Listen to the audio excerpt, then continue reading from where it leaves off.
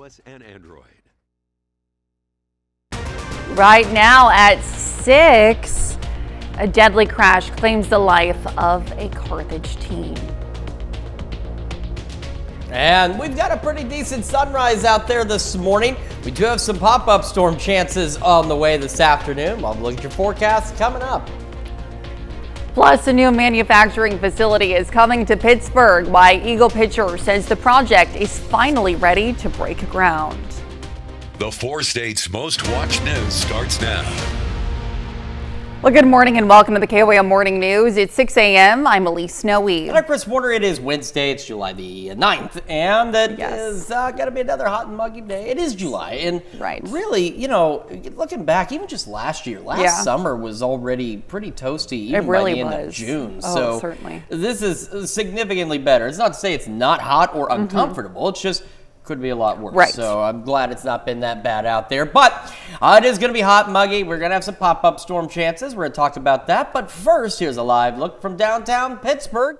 Again, we've got that's what I like, the interesting perspectives. Remember yesterday we had like cloudy skies in Pittsburgh, clear skies in Joplin. If I back this up just real quick, you will see not the same view. We got a few extra clouds down in Joplin right now, but Pittsburgh looks good. A few clouds off to the east. Beautiful sunrise one way or the other. MoDOT camera 20th and range line in Joplin also looking good this morning. And, of course, the fog tracker. Fort Scott, half an hour ago, you had almost zero visibility. Some improvements. Still reduced visibilities around Nevada and Stockton. Some of the clouds we're seeing in Joplin from our camera is actually from the fog that's been thickening up here. So if you're taking I-44 or US 60 east towards Springfield, you need to slow down, use your low beams, not your high beams, and be prepared for maybe some very slow moving traffic. And that also includes parts of 49, especially down into northwest Arkansas. You can see Bentonville, Cassville, both very low visibilities. Anderson, Mount Vernon reduced, so we're talking in between, Monette, all the communities out here. So just be cautious, slow down, and make sure you're prepared to stop just in case, and watch out for slowing traffic as well. Now this afternoon, we do have some opportunities for pop-up storms. Like yesterday, where we had that severe thunderstorm warning, and we've mentioned this. Pop-up storms, it doesn't happen a lot, but occasionally they can become strong to low-grade severe, and that's another possibility this afternoon with some hail chances, maybe some damaging wind gusts, but it's still very isolated. Like yesterday, we only had the one severe storm, at least while I was still awake. So that's one of those things. It's an isolated risk. Future track showing between noon and again by 5. We'll have that opportunity for some pop-up storms. I know on future track they dissipate by 4. I think that window really will be open through about 5 this evening. And then after that, skies will clear out, and we've got a pretty nice evening and overnight ahead of us. Temperatures this morning, some of us, like Joplin, a bit below average, sitting at 66, 68 in Pittsburgh, and some activity going on down there. It's heading into Kansas Crossing. So, yeah. All right. Temperatures around the region, though, upper 60s, still some 70s, especially down south, but a lot of our communities have come back down. We did have some 72, 73 degree readings, so nothing insane, just a little warmer down south. All right. Upper 70s by 9, partly cloudy skies. By noon, we're looking at those pop-up storm chances, mid 80s, highs today, right about 90. Our winds will be calm, and we're looking pretty good after that. We do have additional storm chances and slightly better ones from Friday night into the upcoming weekend. We'll go over those details with you here in just a few more minutes. Elise? All right, Chris, thanks. Well, some drivers in Joplin may want to seek alternate routes today. Crews will begin work at 8 a.m. on South St. Louis Avenue from 6 to 7 streets. The area will be closed to traffic as Fire Gas plans to install infrastructure. Now, this daytime closure will run from today through Friday, but the area should reopen at 4 each day. Neighborhood traffic will be accessible to residents. Excuse me. Well, an early morning crash in Jasper County takes the life of a Carthage teen. Authorities responded to the crash at about 5 in the morning at Prigmore and Cedar near Dunaway. Troopers say the crash happened after a pickup failed to stop at a stop sign and traveled off the right side of the road. The driver then overcorrected, traveled off the left side of the road where the pickup overturned and struck a tree. The driver, 18-year-old Aiden Lambeth, died at the scene. In response to the crash, Carthage schools have activated their crisis response plan to offer support. On Thursday from noon until 2, crisis team support will be available in the Carthage High School Media Center.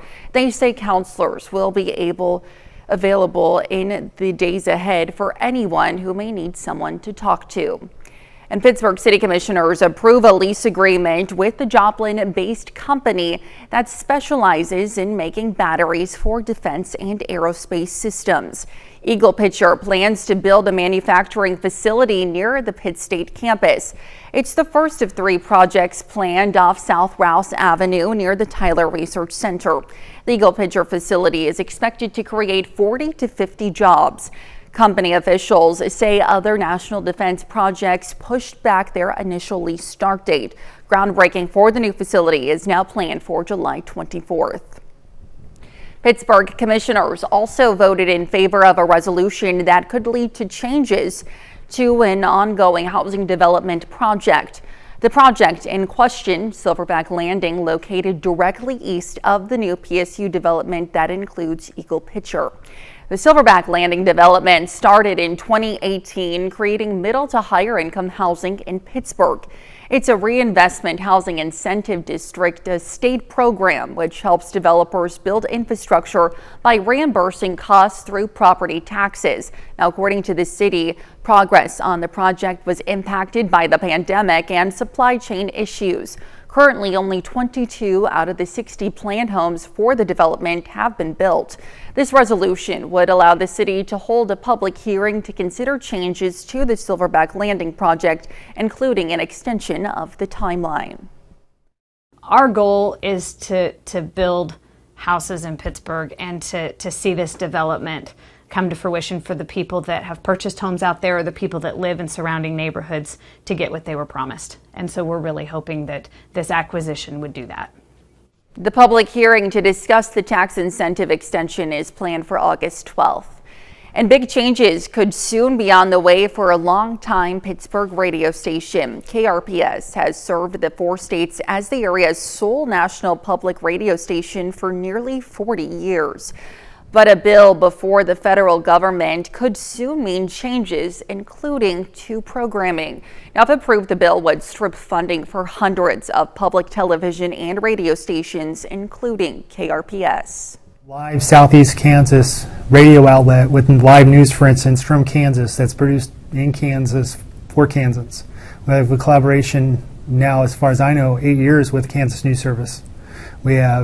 They employ 2 reporters at the State House in Topeka to cover the legislative session. That there's a time we have to pick and choose what we're going to be paying for.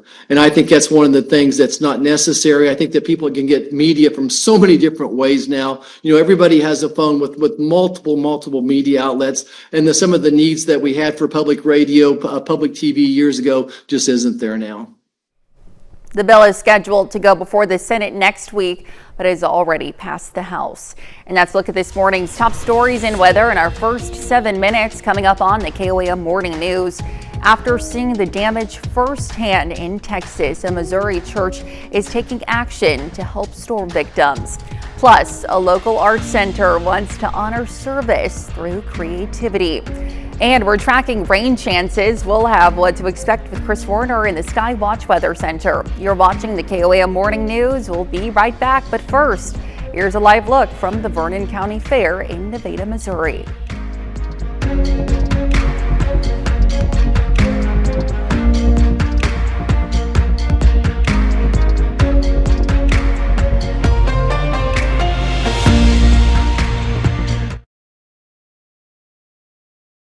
KOAM and Fox 14.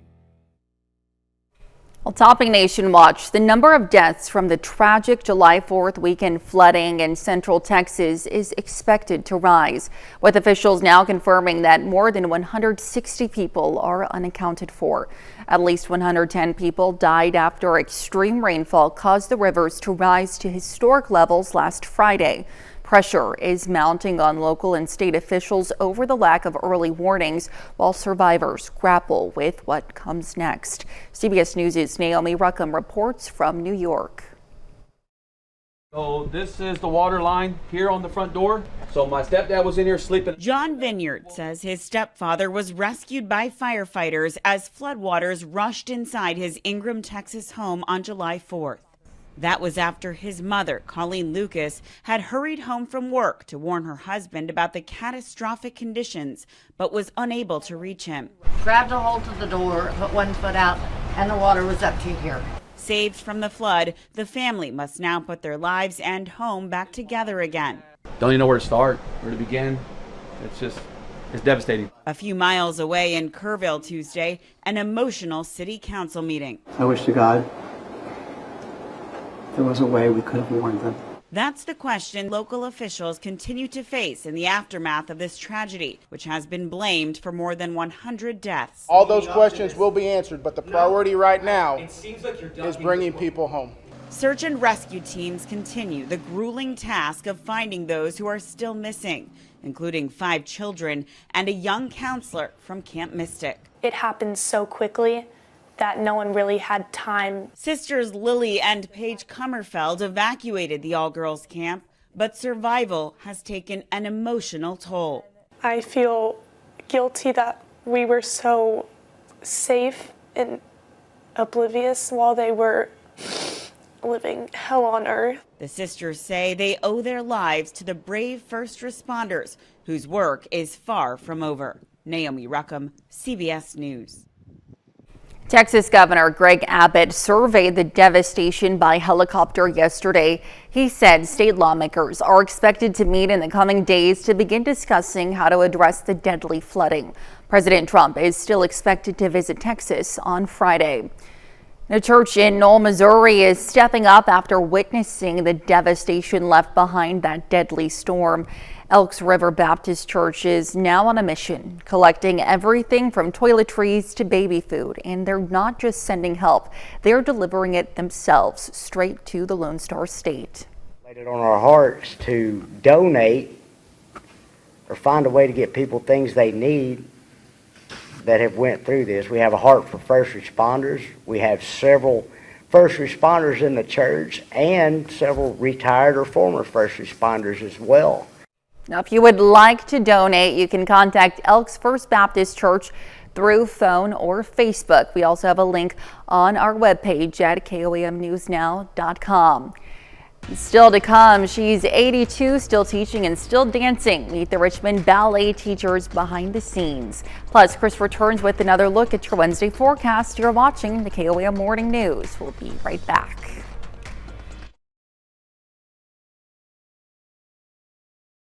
Good morning, I'm Elise Snowy with your KOAM News update. An early morning crash in Jasper County takes the life of Aiden Lambeth from Carthage. Troopers say the crash happened around 5 a.m. after a pickup failed to stop at a stop sign and traveled off the right side of the road, overturning and striking a tree. Carthage schools have activated their crisis response on Thursday from noon to 2 at the Carthage High School Media Center. They say counselors will also be available in the days ahead for anyone who may need someone to talk to. And Pittsburgh commissioners voted in favor of a resolution that could lead to changes to the Silverback Landing housing development project. This resolution would allow the city to hold a public hearing to consider changes to the project, including an extension of the timeline. The public hearing to discuss the tax incentive extension is planned for August 12th. And we've got an opportunity between about noon and 5 today for an isolated pop-up storm or two. They could be strong, low-grade, severe at times with gusty winds and maybe some small hail. Otherwise, partly cloudy, hot, muggy, right around 90 for our highs. Skies clearing through the evening and overnight back into the low 70s. We might get an isolated storm on Thursday and a few more storm chances from Friday night into the weekend. For Children's Advocacy Center. Well, as recovery efforts continue in Texas, one woman is using her platform to help. The florist has organized a statewide effort to make memorial flower arrangements for the victims. Stephen Goen explains how this came about. In a home garage turned flower shop, Kimmy Gibson's hands are hard at work, but her heart is with those in the Texas Hill Country, hundreds of miles away. What was your reaction to seeing all that tragedy and the loss? It was just devastating. I really have no words. I mean, just to read that it happened instantly, it just breaks my heart. While Gibson's no first responder, she knew she had to help. Within hours, she thought of a way how, making memorial flower arrangements for the families who'd lost loved ones. Because I just thought it's going to make it easier on them. But she couldn't do it alone, so she turned to social media and found others willing to lend a hand. Now, more than 17 other florists from across the state have joined in, a part of her mission. Were you surprised by that, the fact that so many people wanted to help out? Yes, I did not think that this was going to happen. She said local businesses have also pitched in and agreed to pay for the flowers and materials needed. Now, if and when a family reaches out, Gibson plans to match them with a florist that's close to home. I'm going to connect the florist with the family, whichever city that they're closest to, and then I'll put them in contact with each other. Then the work will begin to prepare those arrangements, and Gibson said the goal isn't just to send flowers, it's to send a message to let families know that strangers across the state are thinking of them. I think it's really to bring hope and to bring peace. With a simple gesture taking on a greater purpose. When it comes to these floral arrangements, that we want to do the best to honor the person who passed and just to comfort them in this time. Gibson says anyone impacted by the flooding is welcome to contact her for help with the funeral arrangement. Let's head over now to Chris for a quick look at your forecast. Yeah, we're doing all right this morning. Do have some patchy fog out there, and we do have some storm chances this afternoon. Got a full look at your forecast when we come back.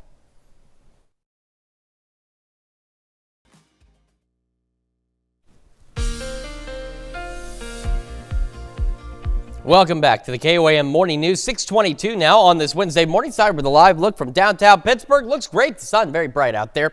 No clouds to be seen from the Pittsburgh camera, but we still have a few down in the Joplin area. We also still have some patchy fog out there, which we're going to show you. MoDOT camera 20th and range line looks good as well. There's that fog stretching up into parts of Jasper, Newton, Lawrence, Berry, McDonald, Benton, and even parts of southeastern Delaware County. So I-44, US 60 heading east towards Springfield, or 49 south into Arkansas. We do have these reduced visibilities. Cassville's at just a mile, Bentonville just under a mile, Mount Vernon at 3 miles. So you need to be prepared for slowing traffic, changing visibility conditions, low beams, not your high beams, fog lights if you've got them. And we still have some reduced visibilities too, Stockton, Nevada, and then in Iola as well. As we head into the afternoon, we have the opportunity, similar to what we saw yesterday with that severe thunderstorm warning. We've talked about it before too. You know, pop-up storms, doesn't happen always, but occasionally they can reach strong to low-grade severe status, and that's a possibility again this afternoon, mainly to southeast Kansas. We have an isolated hail risk and an isolated damaging wind risk. Future Track showing these pop-up storms. Now, Future Track clears them out of here pretty early, but I think our best window is really going to be from noon to 5. So even though you don't see any, I think we might still have a couple trying to linger through about 5. Once we get past that, those skies will be clear. We've got a pretty nice evening ahead of us. It'll be mild for sure, and a pretty nice overnight. Winds will be calm today, and then they'll pick up a little bit overnight out of the south. Now we go into Thursday. There's really not much showing up on the Future Track. There is the chance of an isolated pop-up storm or two. When I show you the 3-day severe weather outlook, you'll kind of get an idea as to what we're talking about. So even though there's not anything showing up, a pop-up storm or two certainly possible on Thursday. It's just tomorrow is not our best chance for rain. Friday, however, we start initially into the afternoon with at least some pop-up storm chances. And then by Friday afternoon and into the overnight hours, we could start seeing a few more organized, scattered showers and thunderstorms out there. And some of those could be strong, low-grade severe as well. So here's what I'm talking about. Our risk today, again, a 1 out of 5. Tomorrow, we do have a 1 out of 5 risk, just barely clipping us. But take a look. There's a good portion of our area that doesn't even have a thunderstorm risk area, period. So that's why Future Track right now not really showing much tomorrow. I think anything we get is going to be very isolated. But then Friday, we return to that 1 out of 5 risk out there. Our camera 7th and range line looks great. You can see the fog over the trees out there. You can see some of the light clouds and couple more up here, but otherwise a beautiful start to the day.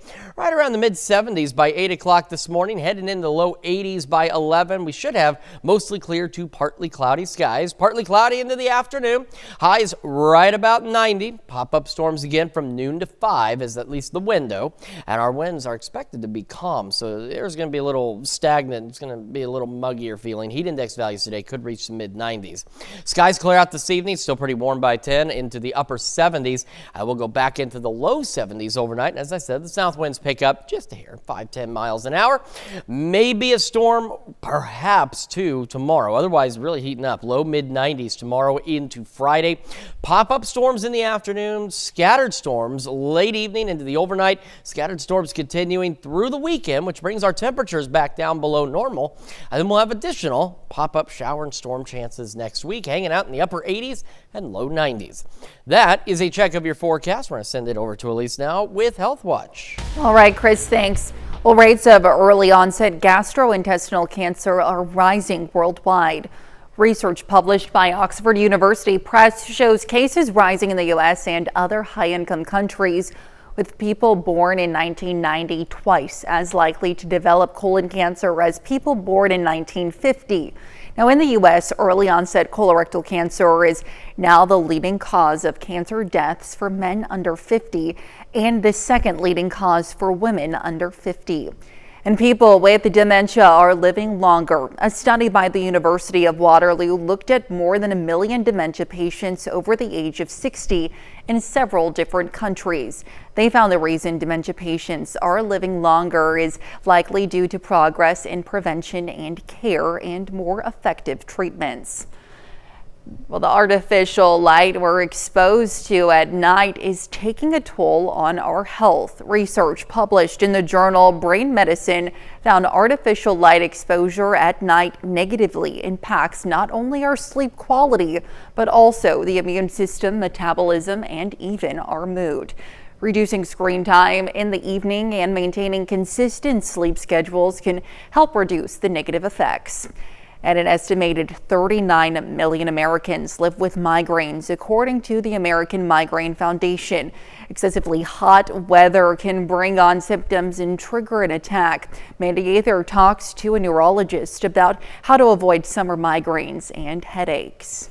The heat, the humidity, the changes in barometric pressure all can do a number on your brain. That is a critical trigger for those who have migraines. It will bring on migraines. It will worsen headaches for those who suffer from underlying headache conditions. Dr. Ahmad Estamalik with Cleveland Clinic says dehydration often happens in summer, which can bring on headaches and migraines. So the first step in helping yourself avoid them is staying fully hydrated. He says to also know your trigger so you can avoid them. Limit direct sun exposure. Have a healthy lifestyle, which includes quality sleep and not skipping meals. And stay away from food and beverages like alcohol that can cause an attack. You want to avoid some of the food triggers that can bring on the migraines, just because you don't want to have another component or another trigger that can worsen it. Estamalik says if you've been prescribed rescue medication, to keep it on hand in case it's needed. And he says to take it early when you feel a migraine coming on.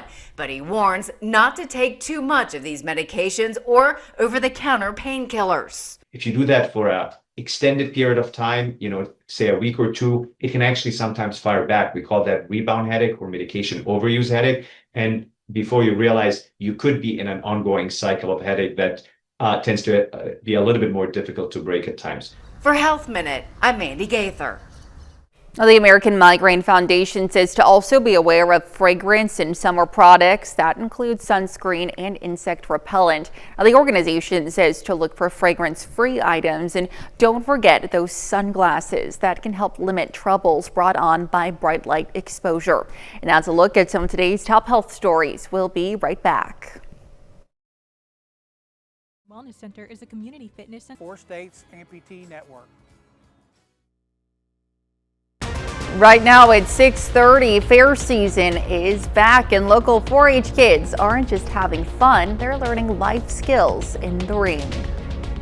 And with fair season in mind, you want to make sure that you're staying hydrated and finding shade because it's a hot and muggy day for us ahead of some more pop-up storm chances. The latest coming up.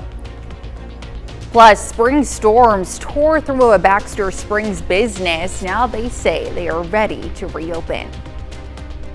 The 4 states' most watched news starts now. Good morning and welcome to the KOAM Morning News. It's 6:32. I'm Elise Noe. I'm Chris Warner. It is Wednesday. It's July the 9th. And of course, we had those pop-up storms yesterday. And we did get a severe storm out of that activity, which, it can happen occasionally. Right. And we do have that chance again today. Certainly. Otherwise, it's going to be hot and muggy. So seriously, you got to stay hydrated. It's the mugginess. It really is. Sometimes. And, in my experiences in life, I ran into folks like they come up from Phoenix. They're traveling, they pass through, and it's 92 degrees here. But then you factor in that humidity, and they said they'd rather take that dry 110 heat versus. It's a world of difference. Heat index. It really is a huge difference. And thankfully, no heat index values to that level at this point, but still hot and muggy. Let's start with that look outside downtown Pittsburgh.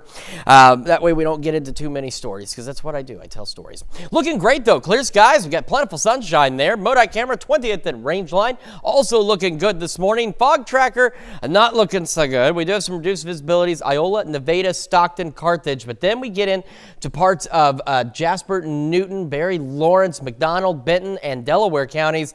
We get some much lower visibilities. Mount Vernon at 3 miles, Cassville at 1 mile, Bentonville just under 1 mile, Anderson just under 5. So if you're traveling, again, I-44, US 60 heading east, or I-49 heading south, if you got business or whatever it may be taking you down into northwest Arkansas, make sure you're giving yourself time to get where you're going and be prepared for slowing or, in some cases, maybe even stop traffic. Because I know I've been down during the rush hour down through Bentonville, and I know those highways back up. So you just need to make sure you're cautious out there. And, of course, low beams, not your high beams. We do have, again, that chance for some pop-up storms today, and one or two of them could try and become strong, low-grade, severe, like what we saw yesterday. This time, the risk primarily into Kansas with some hail. Perhaps some damaging wind gusts out there. Again, if these storms intensify. It's not a guarantee they will. It's just a possibility. Pop-up storms, though, once we head into the afternoon, there they are. And Future Track clears them out pretty early. I do believe we have a better window through about maybe 5. And then we'll start to clear out as we head through the rest of the evening and overnight hours. Temperatures this morning, Joplin's been sitting at 66 all morning. This is below normal. Some of us still below normal. 68 in Pittsburgh, and around the region, it's a mix of upper 60s. We still have some 70s out there building in. Chanute, Neodesha, Sedan, Independence, Newada, Miami, Grove, all at 70, and otherwise upper 60s. Joplin, Yates Center, though, the cool spots there, both at 66. All right, upper 70s by 9 o'clock this morning. Partly cloudy skies. Thunderstorm chances, pop-up storm chances from noon to 5. Otherwise, partly cloudy, hot, muggy. Skies clear out this evening, and winds expected to be calm. So the air will be a little stagnant out there, too. It doesn't help with the humidity. Heat index values today could reach 95. We are going to continue to stay hot. We are going to have additional storm chances heading into the weekend. Details on all of that here in just a few more minutes. Elise? All right, Chris, thanks. Well, fair season is finally here, and the 68th annual Jasper County Youth Fair is in full swing. Yesterday morning, 4-H exhibitors showed off their livestock and all of the hard work at the Horse and Mule Show. Now, through 4-H, the exhibitors learn how to feed, fit, and show their animals, developing lifelong skills. Well, we have to brush their backs and everything to make sure there's nothing under the saddle so they don't act up when the saddle's on them and it doesn't get sore. The fair runs all week long, ending this Saturday. And Spiva Center for the Arts is putting the call out for veterans' works of art. Now, this installation, titled Unbreakable, the Veteran Spirit, will feature works of art submitted by military veterans. The goal is to show the brotherhood and connection that's formed when someone joins the military. In which it breaks down a lot of barriers. When you are side by side with somebody and you're trusting them with your life, some of the stuff that we worry about in our society just kind of falls away, and it helps us to focus on what really matters, the humanity that unites us, instead of like some of the things that divide us. You can head over to KOAMNewsNow.com for more information, including submission guidelines. Unbreakable, the veteran spirit, runs from September 4th through the 27th. And a Baxter Springs business says it's bouncing back from recent storms. 3.5 months ago, Sleepy Girls furniture was slammed by some nasty spring storms. Flooding ruined a good amount of merchandise, including many mattresses. Now, despite the work ahead, Sleepy Girls owner says he's ready to reopen to customers and the community. It feels wonderful. It's been 3.5 weeks or 3.5 months. And it's just good to see people again, and instead of just slaving in here, to actually get to talk to people, and I'm a people person. Now, Sleepy Girls reopened for business yesterday, and Heslin says the store should return to fully stocked status in about a month. And that's a look at our top news stories coming up this half hour on the KOAM Morning News. A name you know is making a comeback. We're going to look at why Max is returning to its HBO roots just in time for Emmy season. Plus, we'll have the latest on how one man says an AI chatbot changed his life. You're watching the KOAM Morning News. We'll be right back, but first, here's a live look from the Vernon County Fair in Nevada, Missouri.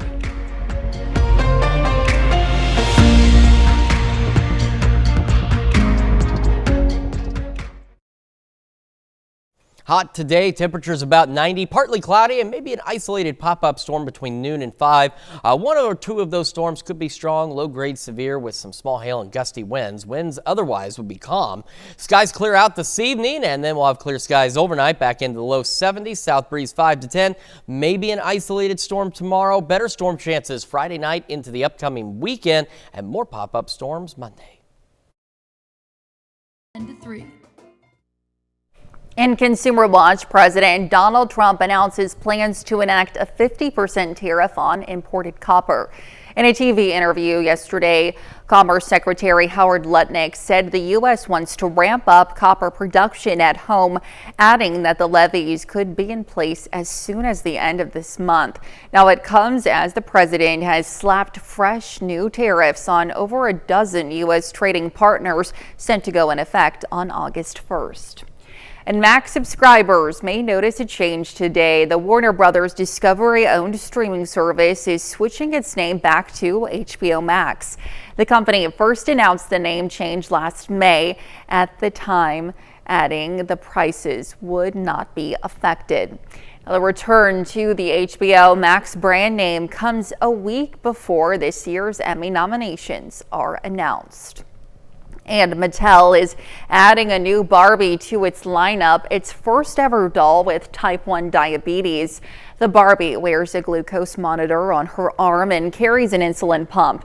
Now, in a statement, Mattel says it looks to ensure more kids can see themselves in the stories they imagine and the dolls they love. The CDC says more than 300,000 children and young people under 20 have type 1 diabetes. Well, as AI tools grow in popularity and become more advanced and customizable, some experts worry about people forming potentially unhealthy attachments to the technology and disconnecting from crucial healthy human relationships. Ivan Rodriguez reports on some people's experience with the chatbots and what experts recommend. The concerns about people withdrawing from a relationship like a marriage or with family to spend more time with AI chatbots are heightened by the current loneliness epidemic, something that impacts users of all ages. Travis Tanner has been married for 14 years and has 3 children. He started using AI for his job as a mechanic about a year ago, but his primary use for it shifted a few months ago when he says ChatGPT awakened him to go and seek the secrets of the universe. I just sat there and talked to it like it was a person. It became more than a tool. Travis says he felt like the chatbot was acting like a person and helped him become more self-aware. I feel like I'm a better person. I don't feel like I'm angry all the time. I'm more at peace. Dr. Lee Richardson says the loneliness epidemic declared by the U.S. Surgeon General 2 years ago is a factor in why people seek out relationships with AI chatbots. I think that's when we're most vulnerable. It's when we're lonely, when we're hopeless, when we feel like we don't have anybody. She says AI adapts to how people communicate with it and responds accordingly. Most of us use ChatGPT for work. So we think it's a reliable resource. And we'll go there and we'll ask, we'll talk about how we feel. And the thing with using AI, the way that you talk to AI, it's going to talk back to you. Not balancing how you use AI could lead to strained human connections. Kate Tanner worries it's fraying her marriage. What's to stop this program from saying, oh, well, since she doesn't believe you or she's not supporting you, you should just leave her and you can do better things. For anyone who feels they may be in too deep in the conversations with the chatbot, Dr. Richardson recommends speaking with someone, a real person, even if they aren't a professional. Also consider making a list of what you use AI for and keep track of how much time you use it. In Atlanta, I'm Ivan Rodriguez. That's a look at Consumer Watch. Here's Chris with a quick look at your forecast. Yeah, we've got a pretty decent start to the day. Do have some patchy fog out there and some storm chances this afternoon. We'll get a complete look at your forecast and celebrate birthdays and anniversaries right after this. It's really salute Claire Moore, a 4-state hero. This is your Wake Up Recap for July 9th. The top stories to start your day. An early morning crash in Jasper County takes the life of Aiden Lambeth from Carthage. Troopers say the crash happened around 5 a.m. yesterday after a pickup failed to stop at a stop sign and traveled off the right side of the road, overturning and striking a tree. Carthage schools have activated their crisis response on Thursday from noon to 2 at the Carthage High School Media Center. They say counselors will be available in the days ahead for anyone who may need to talk to someone. And Pittsburgh commissioners voted in favor of a resolution that could lead to changes to the Silverback Landing housing development project. This resolution would allow the city to hold a public hearing to consider changes to the project, including an extension of the timeline. The public hearings to discuss the tax incentive extension is planned for August 12th. Inspire gas crews will begin work on South St. Louis Avenue from 6th to 7th Street starting at 8 a.m. today. The area will be closed to traffic as Spire Gas works on installing infrastructure. Daytime closure will run through Friday. The area should reopen at 4 each day. Neighborhood traffic will still be accessible to residents. And that's a check of today's Wake Up Recap. And we've got a hot and muggy day out there. Right about 90, partly cloudy skies, some hot pop-up storms between about noon and 5. A couple of those could be strong, low-grade severe, especially in the southeast Kansas with maybe some small hail, gusty winds. Outside of that, though, our winds today expected to be calm. And then the skies will clear out through the evening and overnight, still mild by 10, upper 70s, low 70s tonight. South winds 5 to 10. Maybe a stray storm Thursday. The chances are very low at this point. More pop-up storms Friday afternoon. Then we get scattered storms Friday night leading into Saturday and Sunday, and maybe even into Monday. It helps bring our temperatures a bit below normal. And then we'll have additional random storms next week. Temperatures upper 80s and low 90s. And coming up today at noon, we're making dining car steak in the Mr. Food Test Kitchen. And your morning news continues on KOAM with CBS Mornings. Or you can switch on over with us on Fox 14. Where your only local morning news continues. This morning, members of the Cherokee County Arts Association join us in the studio to share their excitement for their upcoming play. Plus, Curtis Gregory from the George Washington Carver National Monument also joins us in the studio to talk about the 82nd annual Carver Day celebration. A great celebration. Yes. Curtis Gregory, my favorite park ranger ever. I've interviewed him for years and years. He's a great guy, full of knowledge. If you get down there for Carver Days, check him out. He has everything you need to know. And of course, all the rangers there are knowledgeable. Absolutely. But, man, I'm telling you, he is fantastic. That's going to do it for now. We're going to be back here tomorrow morning at 5 a.m. And we'll see you today at noon.